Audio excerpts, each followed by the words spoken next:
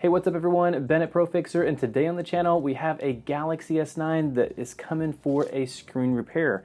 We're going to be doing a full housing swap on this particular one because it includes the new bezel as well as the front glass, the OLED, and the touch panel, which makes a much better repair for most repair shops. And so we'll be walking you through every single step that I take to take apart an S9 and to reassemble it, ensuring that everything fits back together properly and everything works as it should.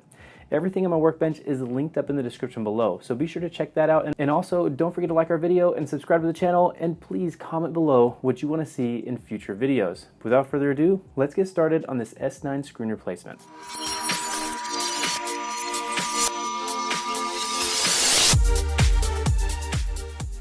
Here in front of me, I have a Galaxy S9 that came in for a screen repair. The first step that you want to do in order to repair this particular device is remove the back cover. You'll do that with a blue heat mat. It's a pretty simple thing to do, but you want to leave it on there long enough that the phone is actually completely heat saturated. We have these set to 60 degrees Celsius, which seems like the right temperature to be able to ensure that the adhesive softens, making it easy to remove the back cover. So we're going to go ahead and start that. You will also want to use some alcohol. Alcohol works really nicely to help a plastic playing card slip in and to make the adhesive not so tacky and letting the back come off a little bit easier and reduces the chances that you'll break it. So what I recommend is getting a plastic playing card and as well a flat razor.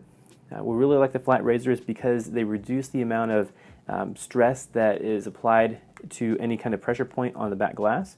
So what you do is just insert it into the edge of the device and pry up and make sure that your razor is fully seated in there.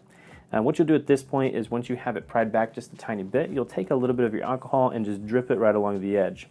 You'll see capillary action suck some of that in, some of it may fall off, but that is all right. And now you should have just a little bit of a gap that you can insert a plastic playing card into. You'll insert the card in underneath it, kind of rock it to get it in there. Now pull out your razor blade because you probably won't really need it anymore. Go ahead and apply a little more alcohol around the edge, and also you can tip it up and drip it down the edge just a tiny bit. You don't want to put a lot in at this point because there still is a camera in there, there's still microphones and all that other kind of stuff, but just enough to kind of moisten up that little edge there. And we'll work around the edges here. And this one is actually coming off pretty easy. It does feel possibly like it's been repaired before. OEM, never repaired before. They do have just a so much tighter adhesive pull than this one does, but who knows? Maybe this is just really worn out adhesive. Seeing the edges of the bezel, it's completely scratched away. That maybe this has been in an environment that made the adhesive pretty soft. What you can do on this one here is after you kind of work around the edges just a little bit, you can slide your card up the bottom, and that will help to release any of the adhesive. You don't want to go more than about a third of the way because there is a wireless charging coil. It is attached to the top, so you won't really disconnect it or tear it, but you could start to crumple it up, which could cause damage to it. So once about a third of the way up, that should give you enough of a leeway to start working on the top. Whenever you're removing the back, you don't necessarily want to try to cut all your adhesive all at one time. It's really just a matter of slicing just a tiny bit at a time and releasing it and fatiguing it so that eventually you'll be able to work your way around and the back cover will come off just fine. And just like that, we put a little bit of alcohol in there and then kind of work slowly. We're really letting the alcohol do the work along with that plastic playing card.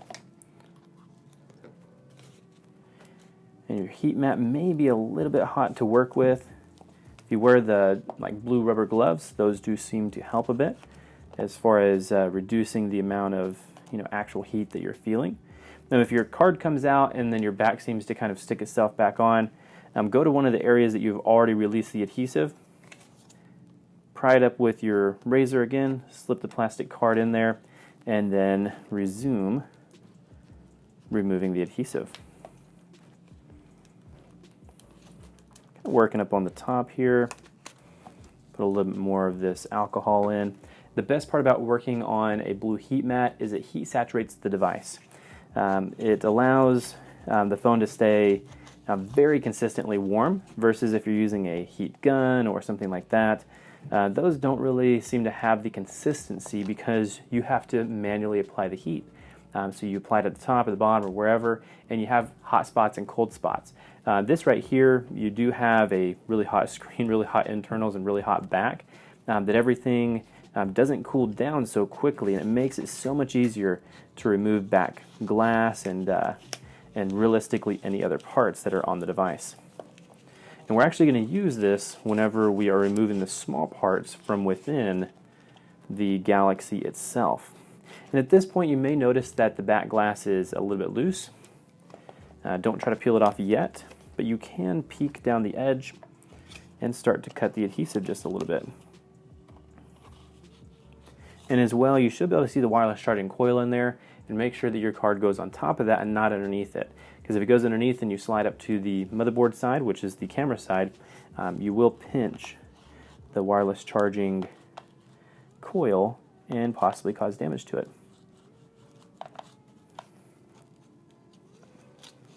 All right. So working our way around here, it seems like there's a pretty tough piece of adhesive underneath there. I'm not sure what we're really running into.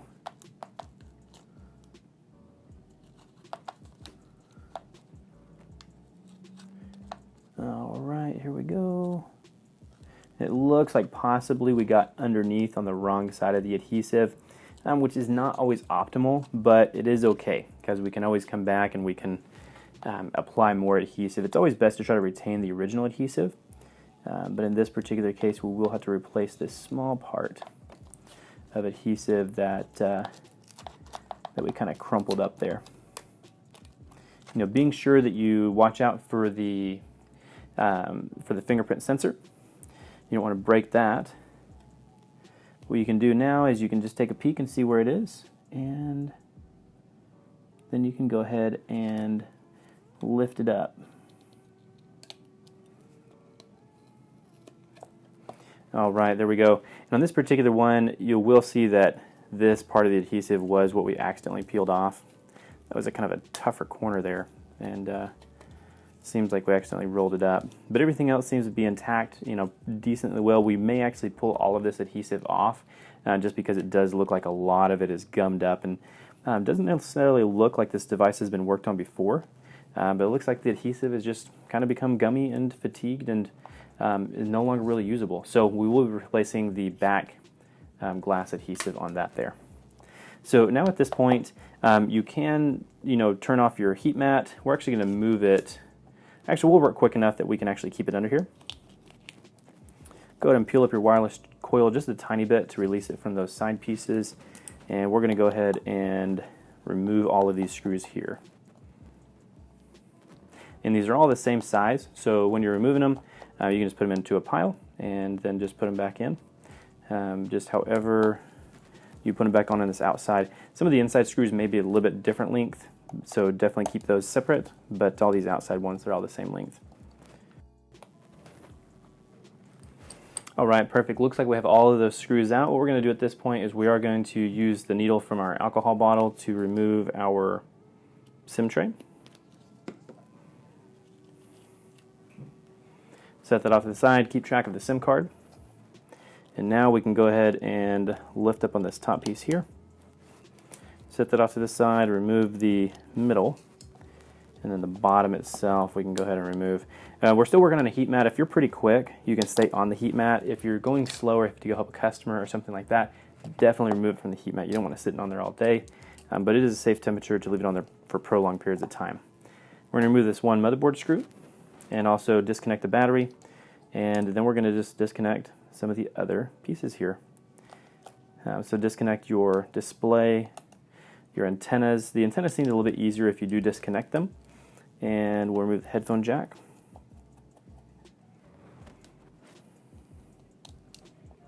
And the way you can remove the headphone jack is insert your screwdriver into it and then pry backwards on it, and it will release it without having to try to pry within the housing itself, which does make it nice.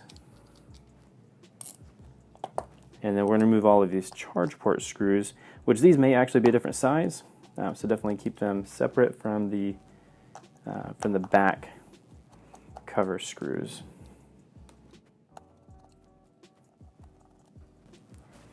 All right, it looks like we have all the other screws removed. So we can now actually disconnect the side button flex here. We'll remove the front camera right here and place it someplace with the lens facing up so you don't get it smudged on your counter. And then what you'll do is you'll grab the motherboard just at the top here where the camera was, fold your battery back, and it should just come up pretty nicely. You will need to work on this little side piece antenna here, and you'll slip in some tweezers to release that little piece from the edge, and then go ahead and lift out your coax cables.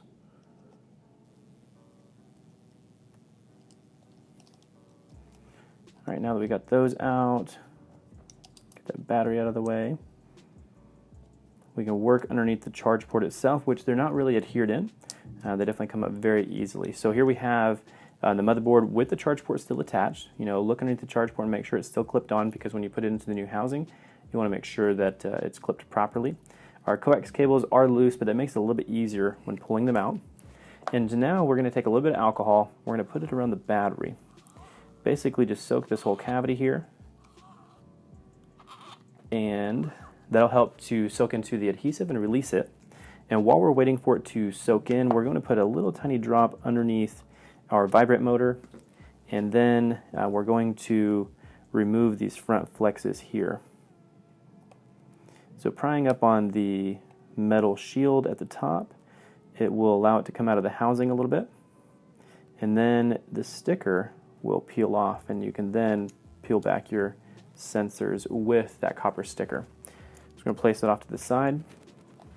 Then we're actually going to remove our front ear speaker as well, which in order to remove the front ear speaker, you do need to lift underneath the actual adhesive. So on the side here, there's actually an entry point that's made to pry in. And so you can actually put your tweezers underneath there and just pry back very slowly. You know, notice that your front speaker lifts off perfectly. So you're going to set that off to the side as well. And then go ahead and pull out your vibrate motor. And let's see if we can get underneath it. That'll be a little bit easier. There we go. Had to just use one side of the tweezer in order to get underneath it. It does still have a little bit of a adhesive underneath it, so that will come in handy when installing it into the new housing. And now at this point, it's time to remove the battery, which the alcohol should have had sufficient time to soak in. I would add just a tiny bit more in case the alcohol has dried up, because it will turn the adhesive back to being gummy. What you'll do is you'll take an Disassembling tool with the back end of it, because it's not too sharp, and you can slip it into the edge of the battery, and to pry back just a little bit, just pretty slowly actually, because you don't want to damage the battery. Basically pry back and kind of hold the position of the Disassembling tool, and it's like this spring steel, so it should lift up on the battery, and it's completely loose at this point. The battery just basically flopped out, and that's because we used so much alcohol and enough heat that it broke down the adhesive a bit, and it caused it to, you know, come out like we wanted. So we're going to set that off to the side. And at this point, we want to take both of our housings and lay them side by side. And we want to go ahead and do a quick visual inspection of each one, making sure that we've transferred over everything from the old housing to the new that would be appropriate. Looking at these, it looks like everything is basically there except for this one little heat dissipation pad. So we're going to go ahead and peel that one off of here, and we're going to lay it on this new one. So there we go. Those all look good. Some of the main things to look for are going to be these microphone filters. Those are important, and also your LED filters at the top of the screen. Those are important to have, and other than anything else, it looks like everything has been moved over properly into the new housing already. Go ahead and set everything off to the side as far as your heat mat goes and as far as the old screen goes, because we won't actually need the heat mat anymore except whenever we seal it. So we're going to place that off to the side, and we're going to work directly inside of the new housing. Now go ahead and peel off any of the adhesive stickers just to get those out of the way.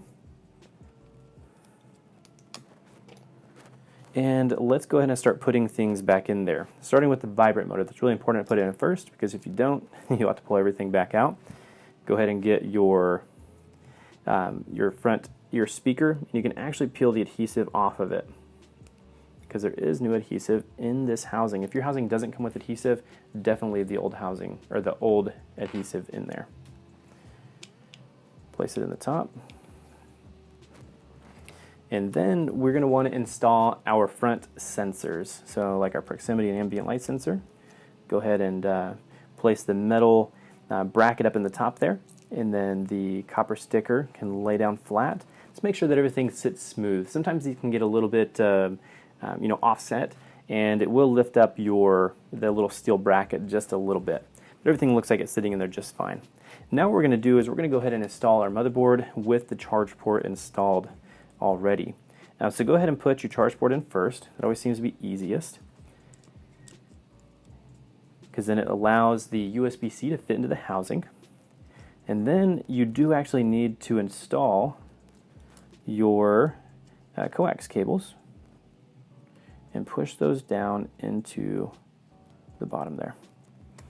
The white one does go in first. The way to remember that is it's a little bit larger, and then the smaller one sits on top. So white on bottom and then blue on top.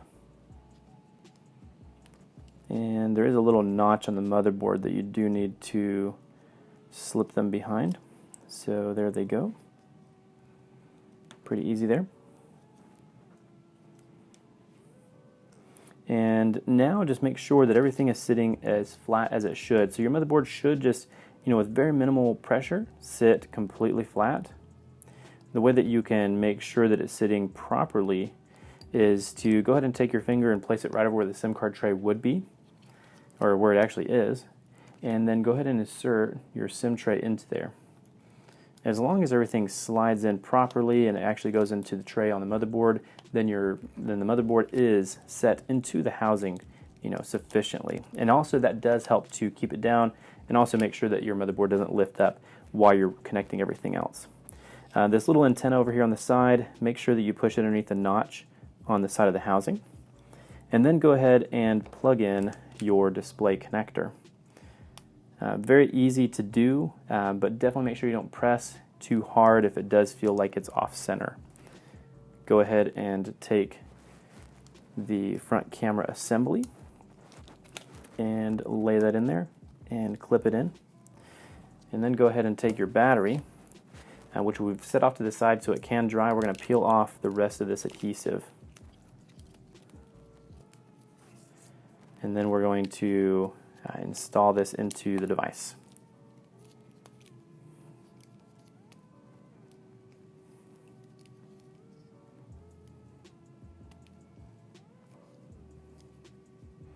Alright, now that we have it completely clean, it will sit nicely in there. And the way that I connect batteries in there or press them into the housing is once you get them in there, don't just set them in, because that doesn't necessarily mate them up with the adhesive. Press it in there and then just kind of rock it into place, and that helps the adhesive to work its way in. And what you want to do at this point is go ahead and install your headphone jack, just so we don't forget. Put your plug back in the connector, and then go ahead and put in this top motherboard screw here. That'll hold it in, and then we're also going to put in our bottom screws here that go into the headphone jack and everything else.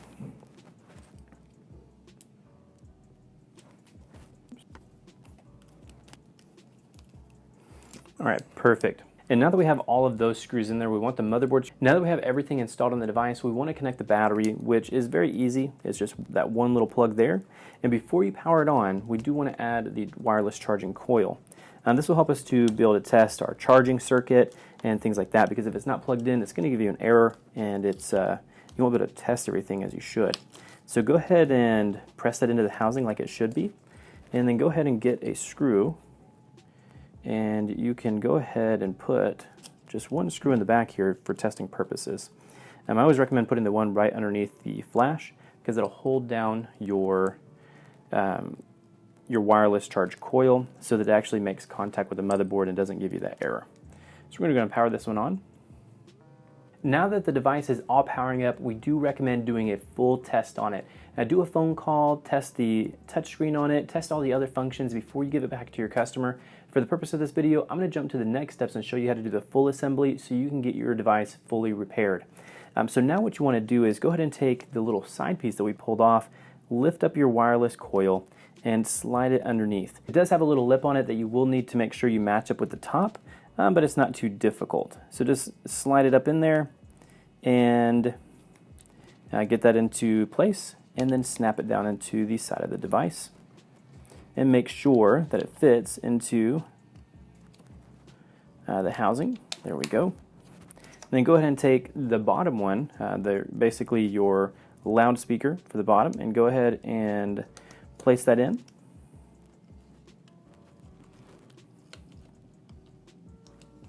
And connect that in there like a little puzzle piece. It is kind of weird on how it connects in with that little mid plate here, but it all connects, basically pretty easily. Go ahead and put in the rest of the screws into the bottom loudspeaker to hold that into place.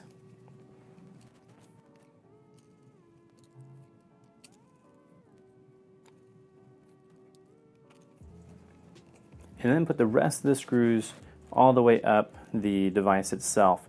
One thing to be sure of is to make sure that these little plastic covers are sitting perfectly flush inside of the housing. If they are sticking up some, it could be that the little edge nub on some of these little back covers is catching onto the side of the housing, which I have used, like the back of my tweezers, to push down on an edge to clip it into place. That does help a little bit. But also make sure that you count your screws if it is lifting up, because you could have a screw stuck under there that's maybe stuck to some adhesive or something like that. You don't want to crush that up against the motherboard. So make sure all your screws are accounted for, and if they are, it's probably just a little bit of plastic on the edge catching on the edge of the housing.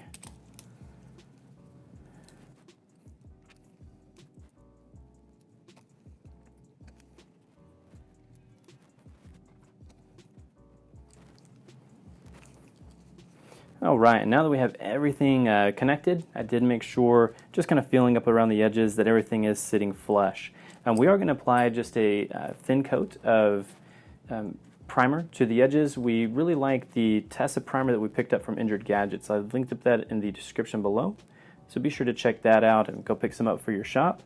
But this helps the adhesive to stick so much better than just on the bare surface. So what we do is we do one little coat, then come back with a second coat.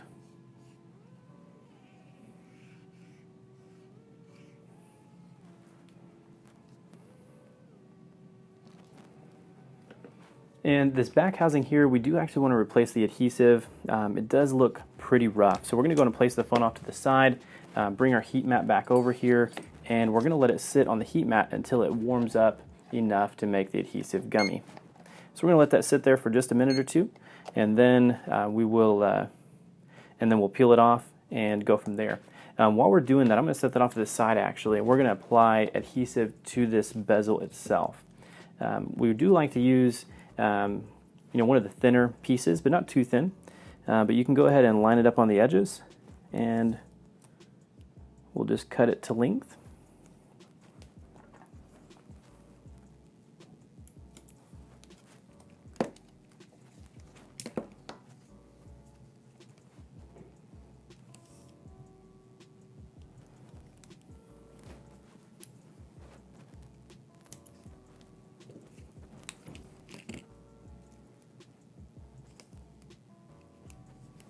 And if you remember before, at the top of the device, we did have that one piece of adhesive that did get caught, and we did have to remove it.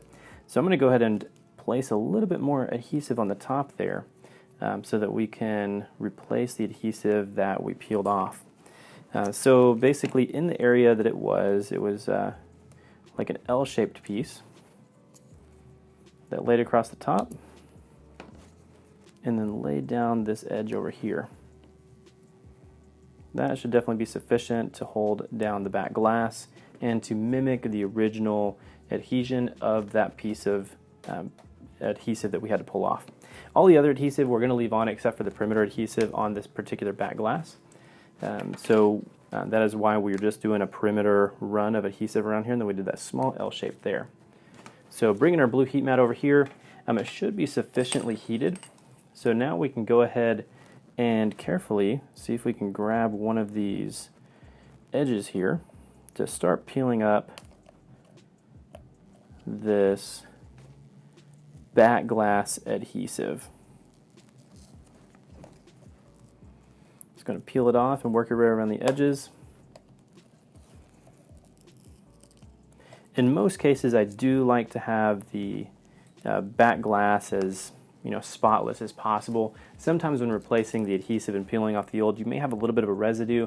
I find that the time spent, cleaning this up to a polished finish to place it back on the device, you really don't gain that much of an adhesive, adhesive strength, especially on the Samsung back glasses. If it was something like an iPad, we definitely would clean it up all the way. But this right here seems to be sufficient. So just peel it off, and that should be good. And then now we're going to go ahead and place this back glass onto the device itself. So go ahead and peel off your backing from your adhesive.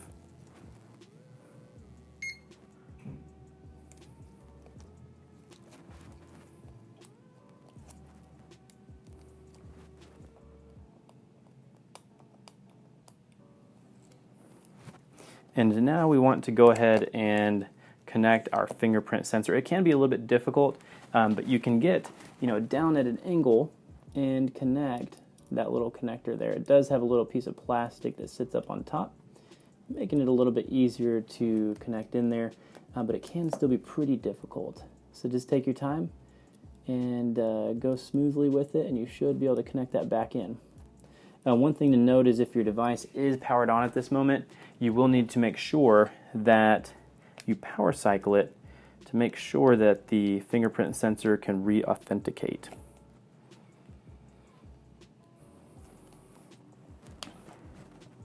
So there we go, placing that back on there.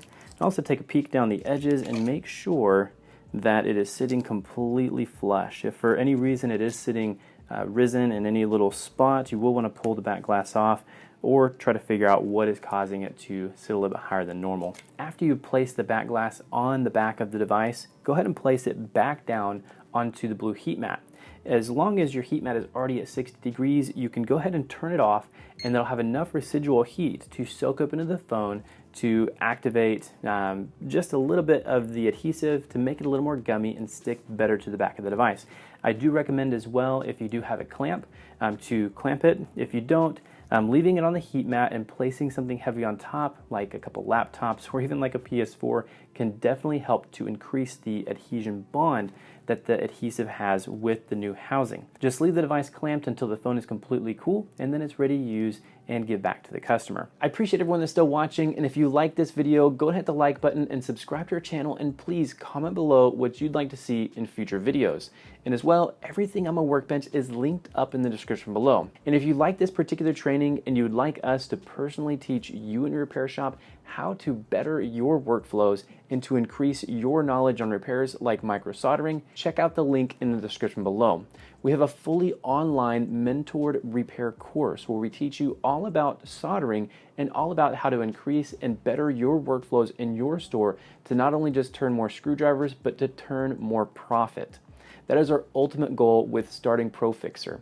And so if you check out the link in the description below, you can learn more about how we can guide you through this mentored process through our online courses. And I would love to take you through that whole process and see a repair shop transformation for you. But once again, my name is Ben from ProFixerr, and I'll see you in the next video.